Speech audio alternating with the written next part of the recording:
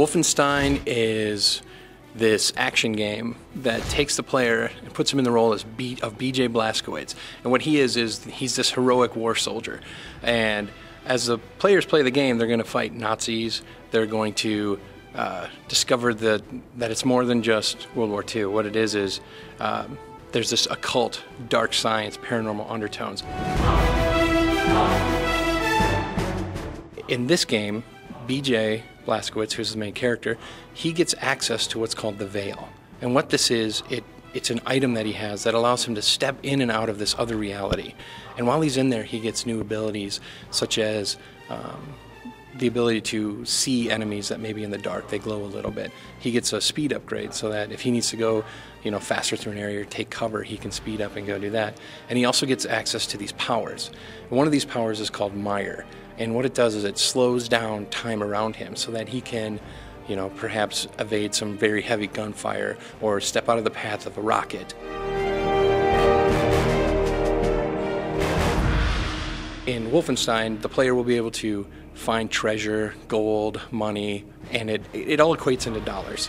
And the player will be able to use this money to upgrade his weapons or upgrade his powers as he's playing throughout the game. And we really want to give the player a good deal of choice for how he wants to play it. For example, if there's a dead end and BJ needs to get through this area and there's an emplaced gun or just a bunch of Nazis firing at the player, he can choose to look around and see if there's a way over the rooftops. Or maybe he can run across the street, drop into the sewer, and get around him that way. Since it's Wolfenstein, we have this dark science and these occult undertones, and it really allows us to think outside of reality, and it gives us all this ability to just create cool stuff for cool stuff's sake.